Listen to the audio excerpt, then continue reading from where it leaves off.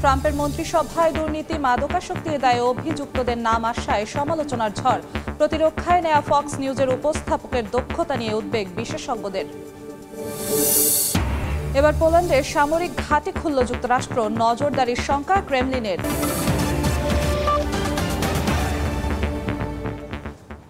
আন্তর্জাতিক সময়ের সঙ্গে আছি আমি জিন্নাতারা যশোয়া।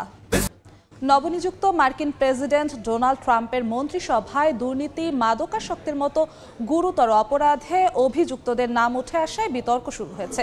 অ্যাটর্নি জেনারেল হিসেবে ম্যাট গিটসের নাম প্রস্তাবের পরই কংগ্রেস থেকে পদত্যাগ করেন তিনি। এর সঙ্গে সঙ্গে বন্ধ হয়ে যায় তার বিরুদ্ধে দুর্নীতিসহ সব অভিযোগের তদন্ত। এ নিয়েও সমালোচনা চলছে। আর প্রতিরক্ষা মন্ত্রী হিসেবে অনভিজ্ঞ পিট হেগসেথকে নিযুক্ত করায় উদ্বেগ প্রকাশ করেছেন পেন্টাগনের সাবেক সদস্যরা। ক্ষমতা গ্রহণের আগেই যুক্তরাষ্ট্রের নতুন মন্ত্রিসভা গঠনে ব্যস্ত ডোনাল্ড ট্রাম্প। নিজের পছন্দের ব্যক্তিদের দিচ্ছেন বিভিন্ন দফতরের দায়িত্ব। স্থানীয় সময় বুধবার বিদায়ী প্রেসিডেন্ট জো বাইডেনের সঙ্গে সাক্ষাতের পর যুক্তরাষ্ট্রের অ্যাটর্নি জেনারেল হিসেবে কংগ্রেস সদস্য ম্যাট গিটসের নাম ঘোষণা করেন ডোনাল্ড ট্রাম্প, যা এরই মধ্যে ব্যাপক আলোচনা সমালোচনার জন্ম দিয়েছে। কংগ্রেসে ম্যাটের বিরুদ্ধে দুর্নীতি, স্বজনপ্রীতি, মাদকাসক্তির মতো বিভিন্ন অনৈতিক কর্মকাণ্ডের তদন্ত চলছিল। কিন্তু অ্যাটর্নি জেনারেল হিসেবে নিয়োগ পাওয়ার পরেই কংগ্রেস থেকে পদত্যাগ করায় চলমান সব তদন্ত থেকে রেহাই পেয়ে যান তিনি। নানা কারণে মার্কিনদের তোপের মুখে পড়া সাবেক ডেমোক্রেট নেত্রী তুলসী গ্যাবার্ডকে জাতীয় গোয়েন্দা পরিচালক হিসেবে নিয়োগ দিয়েছেন ট্রাম্প। নির্ভীক ব্যক্তিত্বের জন্যই তুলসীকে এই পদে নিয়োগ দেওয়া হয়েছে বলে জানান তিনি। ডেমোক্রেট হিসেবে রাজনৈতিক জীবন শুরু করলেও গেল নির্বাচনে ভোল পাল্টে ট্রাম্পের পক্ষে অবস্থান নেন তুলসী। তার বিরুদ্ধে ইউক্রেন যুদ্ধে রাশিয়ার প্রচারণা, নতুন করে প্রচারের অভিযোগ ওঠে। এছাড়া মধ্যপ্রাচ্য ইস্যুতে ট্রাম্পের কঠোর সমালোচনা করতেও দেখা গেছে তুলসীকে। সিরিয়া যুদ্ধে বাশার আল আসাদের বিরুদ্ধে সমালোচনা করেও মার্কিনদের তোপের মুখে পড়তে হয় তুলসীকে। প্রতিরক্ষা মন্ত্রী হিসেবে ফক্স নিউজের উপস্থাপক পিট হেগসেথকে বেছে নেয় উদ্বেগ প্রকাশ করেছেন পেন্টাগনের সাবেক সদস্যরা। মার্কিন সেনাবহরের দায়িত্ব গ্রহণের পাশাপাশি প্রেসিডেন্টকে পরামর্শ দেওয়ার মতো যোগ্যতা অনভিজ্ঞ পিটের আছে কিনা তা নিয়ে প্রশ্ন তুলেছেন তারা। এদিকে যুক্তরাষ্ট্রের পররাষ্ট্রমন্ত্রী হিসেবে মার্কো রুবিওর নাম ঘোষণা করেছেন ট্রাম্প। এই প্রথম লাতিনো বংশোদ্ভূত কোনো রাজনীতিক যুক্তরাষ্ট্রের পররাষ্ট্রমন্ত্রী হবেন। অভিবাসন সহ বিভিন্ন ইস্যুতে ট্রাম্প ও রুবিও একে অপরের তীব্র সমালোচনা করেছেন। চীন ও ইরানের পররাষ্ট্র নীতি নিয়ে রুবিওর কঠোর অবস্থানের জন্যই তাকে এই পদের জন্য বেছে নেওয়া হয়েছে বলে ধারণা করা হচ্ছে। মালিহা সুরাওয়ার্দী, সময় সংবাদ। পোল্যান্ডে একটি নতুন বিমান প্রতিরক্ষা ঘাঁটি খুলেছে যুক্তরাষ্ট্র। বুধবার আনুষ্ঠানিকভাবে এটি উদ্বোধন করা হয়। পোল্যান্ডের সঙ্গে নিরাপত্তা বিষয়ক সম্পর্ক জোরদার করতেই এমন পদক্ষেপ নিয়েছে মার্কিন প্রশাসন। তবে রাশিয়ার উপর নজরদারি করতেই যুক্তরাষ্ট্র সামরিক ঘাঁটি স্থাপন করেছে বলে দাবি ক্রেমলিনের।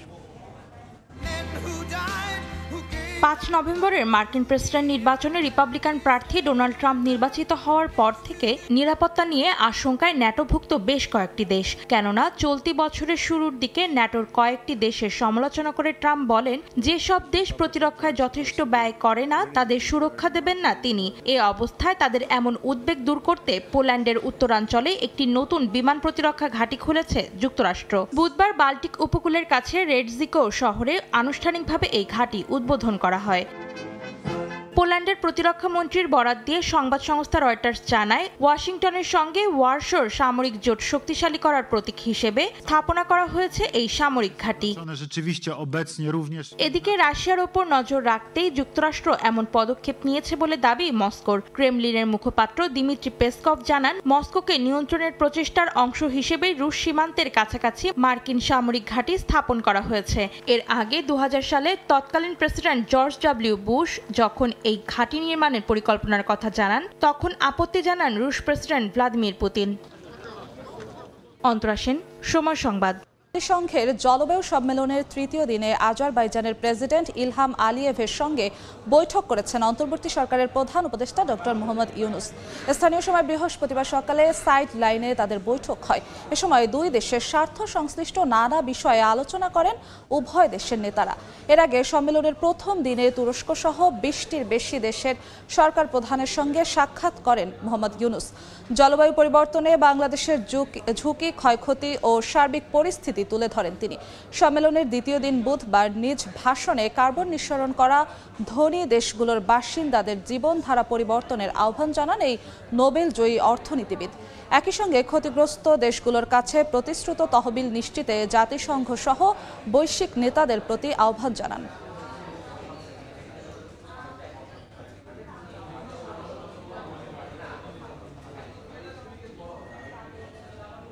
এই মুহূর্তে আজারবাইজানের বাকুতে আছেন সহকর্মী মার্জিয়া মোমো, সরাসরি যাচ্ছি তার কাছে।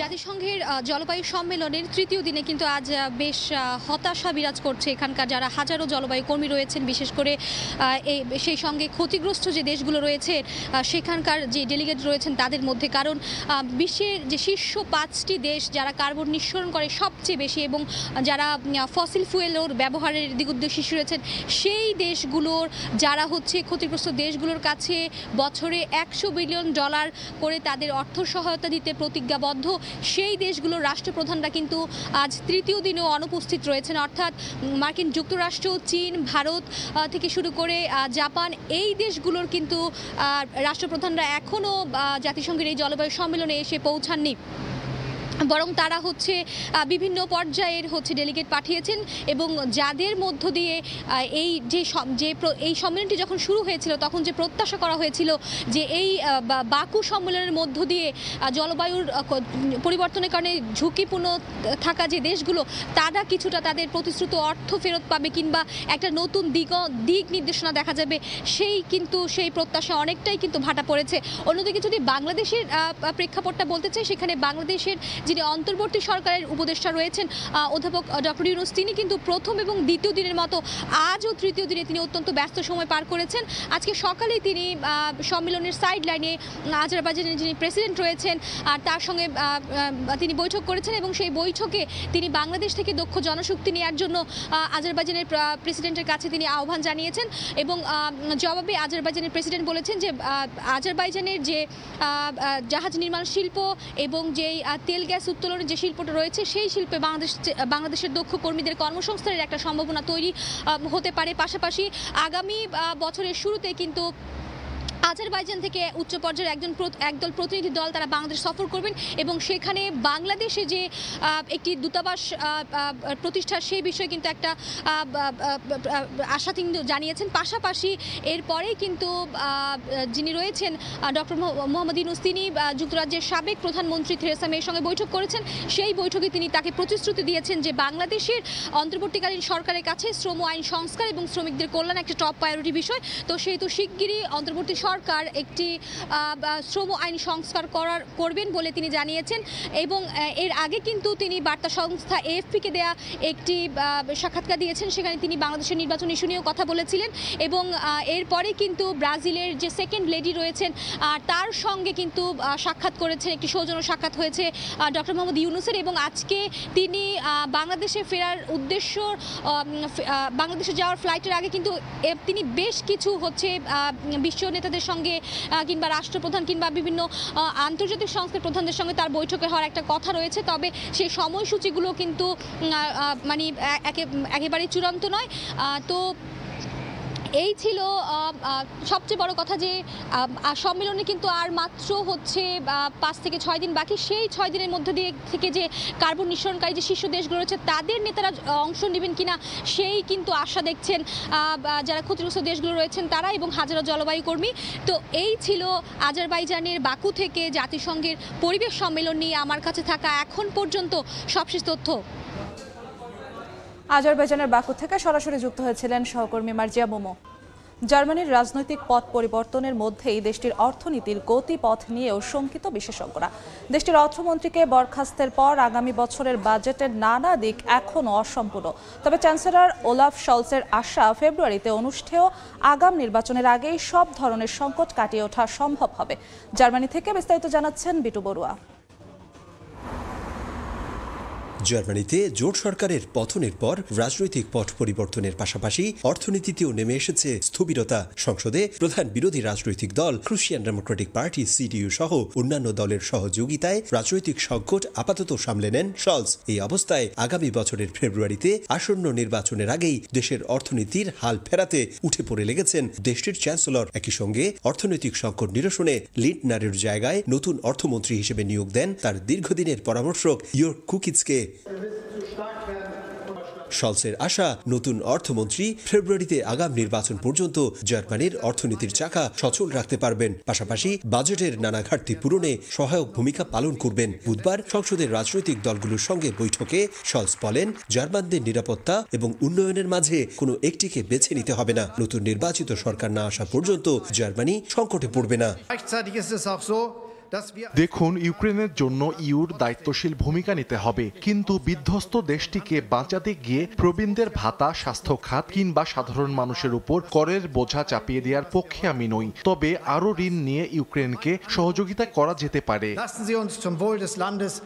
তবে বছর শেষেও বিশ্ব অর্থনীতির মানদণ্ডে জার্মানির সামগ্রিক প্রবৃদ্ধি কমে গেছে, যা দেশের জন্য মঙ্গলজনক নয় বলছেন দেশটির অর্থনীতিবিদ ও chair of council of economic এক্সপার্টের প্রধান মনিকা স্নিৎসার। আন্তর্জাতিক প্রেক্ষাপট বিবেচনায় জার্মানির অর্থনীতি কঠিন এক সময় পার করছে। এর জন্য শুধুমাত্র আর্থিক সংকটই নয়, কাঠামোগত দুর্বলতাও দায়ী। এদিকে শলস সরকারে এমন অস্থিরতার মধ্যে জার্মানির শেয়ার বাজারে দর পতন অব্যাহত আছে। একই সঙ্গে অভ্যন্তরীণ নানা সংকট কাটিয়ে উঠতে আরও ঋণ নেয়ার পরিকল্পনা করছেন শলস। তার এই সিদ্ধান্ত জার্মানিকে আরও সংকটে ফেলে দিতে পারে বলে মত অর্থনীতি বিশ্লেষকদের। জার্মানি থেকে পিঠু বড়ুয়া, সময় সংবাদ। শ্রীলঙ্কায় সংসদীয় নির্বাচনের ভোট গ্রহণ চলছে। বৃহস্পতিবার ভোট দিতে কেন্দ্রগুলোতে হাজির হন ভোটাররা। 225 আসনের পার্লামেন্টে 196 জন সংসদ সদস্য সরাসরি ভোটে নির্বাচিত হন। এ নির্বাচন শ্রীলঙ্কার নবনির্বাচিত প্রেসিডেন্ট দিশা নায়েকের দল ন্যাশনাল পিপলস পাওয়ার পার্টির জন্য বেশ গুরুত্বপূর্ণ হিসেবে মনে করা হচ্ছে। শ্রীলঙ্কার পার্লামেন্ট নির্বাচনের ভোট দিতে বৃহস্পতিবার সকাল থেকে কঠোর নিরাপত্তায় ভোট কেন্দ্রে হাজির হন দেশটির সাধারণ মানুষ। নির্বাচন ঘিরে গেল কয়েকদিন ধরেই শ্রীলঙ্কায় নিরাপত্তা জোরদার করা হয়েছে। দেশটির মোট 13,400 ভোট কেন্দ্রে চলছে ভোট গ্রহণ। ভোট কেন্দ্রগুলোতে যে কোনো ধরনের বিশৃঙ্খলা ও অপ্রীতিকর ঘটনা এড়াতে 70,000 পুলিশ ও 11,000 সেনা সদস্য মোতায়েন করা হয়েছে। দেশটির নির্বাচন কমিশনের তথ্য মতে শ্রীলঙ্কার নির্বাচনী ব্যবস্থায় 225 আসনের পার্লামেন্টে 196 জন সংসদ সদস্য সরাসরি ভোটে নির্বাচিত হন। এবার 196টি আসনের বিপরীতে 8,800-র বেশি প্রার্থী প্রতিদ্বন্দ্বিতা করছেন। সংরক্ষিত 29 আসন রাজনৈতিক দলগুলোর প্রাপ্ত ভোটের অনুপাতে বণ্টন করা হয়। রাজনৈতিক ও অর্থনৈতিকভাবে টালমাটাল শ্রীলঙ্কায় এই নির্বাচনকে অত্যন্ত গুরুত্বের সঙ্গে দেখা হচ্ছে। বিশেষ করে মার্ক্সবাদী নতুন প্রেসিডেন্ট অনুরা দিশানায়েকের ন্যাশনাল পিপলস পাওয়ার পার্টির জন্য। চলতি বছরের 21 সেপ্টেম্বর প্রেসিডেন্ট নির্বাচনে পুরনো দলগুলোকে পেছনে ফেলে দিশানায়েক নির্বাচিত হলেও 225 আসনের পার্লামেন্টে তার দল আসন পেয়েছিল মাত্র 3টি। কিন্তু পার্লামেন্টের নিয়ন্ত্রণ নিতে হলে ন্যূনতম 113টি আসনে জয় পেতে হবে। আর তাই নিজের নীতিগুলো বাস্তবায়নে নতুন করে জনসমর্থন চাইছেন অনুরা দিশানায়েক। রাইসা জান্নাত, সময় সংবাদ। দেখছেন আন্তর্জাতিক সময়। ভারতের রাজধানী নয়াদিল্লিতে দিন দিন তীব্র আকার ধারণ করছে বায়ু দূষণ। ধোঁয়াচ্ছন্ন হয়ে থাকছে পুরো শহর। কাছের বস্তু দেখতেও হিমশিম খেতে হচ্ছে নগরবাসীকে। দিনের বেলায় হেডলাইট জ্বালিয়ে চলছে যানবাহন, ব্যাহত হচ্ছে ফ্লাইট ওঠানামা। এটি কোনো রাতের দৃশ্য নয়, দিনের বেলাতেই হেডলাইট জ্বালিয়ে চালাতে হচ্ছে গাড়ি। তীব্র ধোঁয়াশার কারণে ভারতের রাজধানী নয়াদিল্লিতে দৃষ্টিসীমা শূন্যের কাছাকাছি। দিন দিন কমে যাচ্ছে শহরটির বাতাসের গুণগত মান।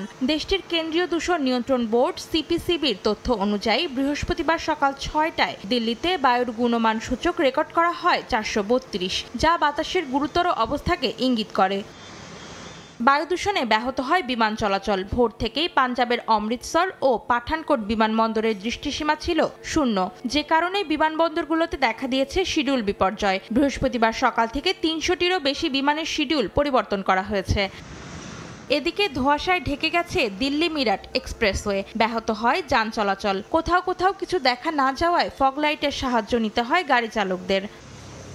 বায়ু দূষণ নিয়ন্ত্রণে বিভিন্ন পদক্ষেপ নিয়েছেন দিল্লির মুখ্যমন্ত্রী অতিশী মার্লেনা ও পরিবেশ মন্ত্রী গোপাল রায়। 200টি ধোঁয়াশা বিরোধী যন্ত্র অ্যান্টি স্মোক গান মোতায়েনের কথা জানান তারা। তবে দূষণ রোধে বারবার পানি ছিটানো, বাসিন্দাদের গণপরিবহন ব্যবহার, নির্মাণাধীন ভবনের কাজ বন্ধ রাখার মতো নানা পদক্ষেপ নিলেও পরিস্থিতি পরিবর্তন করতে পারছে না স্থানীয় কর্তৃপক্ষ। অন্তরা সেন, সময় সংবাদ। দেখছেন আন্তর্জাতিক সময়। বায়ুমণ্ডলে মাইক্রোপ্লাস্টিকের উপস্থিতি প্রভাবিত করতে পারে পৃথিবীর জলবায়ু। যুক্তরাষ্ট্রের পেনসিলভেনিয়া স্টেট বিশ্ববিদ্যালয়ের এক গবেষণায় উঠে এসেছে তথ্য।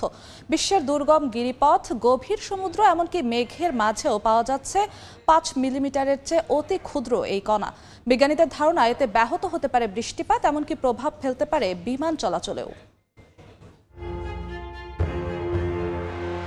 ভয়াবহভাবে প্লাস্টিক দূষণের মুখে পড়ছে পৃথিবী। প্রাণ ও পরিবেশ কিছুই যেন রেহাই পাচ্ছে না প্লাস্টিকের থাবা থেকে। এবার বায়ুমণ্ডলে থাকা মাইক্রোপ্লাস্টিক কণা পাওয়া গেছে মেঘের মধ্যে। এসব কণা আবহাওয়া ও জলবায়ুকে গুরুতরভাবে প্রভাবিত করতে পারে বলে ধারণা করছেন যুক্তরাষ্ট্রের পেন স্টেট বিশ্ববিদ্যালয়ের বিজ্ঞানীরা। গবেষণায় বলা হয়, গভীর সমুদ্র থেকে শুরু করে মেঘের ভেতরেও মিলছে 5 মিলিমিটারের চেয়ে ছোট প্লাস্টিকের কণা। এমনকি পর্বতেও মিলছে অতি ক্ষুদ্র এ কণার অস্তিত্ব। এ বিষয়ে অধ্যাপক মিরিয়াম ফ্রিডম্যান জানান, এসব কণাকে কেন্দ্র করে তৈরি হচ্ছে মেঘ। অতি ক্ষুদ্র এ কণা জলবায়ুর সঙ্গে মিশে মিথস্ক্রিয়া সৃষ্টি করছে। গবেষণায় দেখা যায় মাইক্রোপ্লাস্টিক যুক্ত বরফ বেশ উষ্ণ থাকে, আর তাই মাইক্রোপ্লাস্টিকের কারণে মেঘ শীতল হতে বেশি তাপমাত্রা লাগতে পারে বলে ধারণা করছেন বিজ্ঞানীরা। ক্ষুদ্র প্লাস্টিক কণা চোখে দেখা যায় না, পানি, বায়ু, মাটিতে মিশে থাকে। এই কণা সামগ্রিকভাবে পরিবেশকে প্রভাবিত করতে পারে বলে বেশ চিন্তিত সংশ্লিষ্টরা। মৌসুমী সাথী, সময় সংবাদ। আন্তর্জাতিক সময়ের শীর্ষ সংবাদ জানিয়ে দিচ্ছি আরেকবার। ট্রাম্পের মন্ত্রিসভায় দুর্নীতি, মাদকাসক্তির দায়ে অভিযুক্তদের নাম আসায় সমালোচনার ঝড়। প্রতিরক্ষায় নেয়া ফক্স নিউজের উপস্থাপকের দক্ষতা নিয়ে উদ্বেগ বিশেষজ্ঞদের।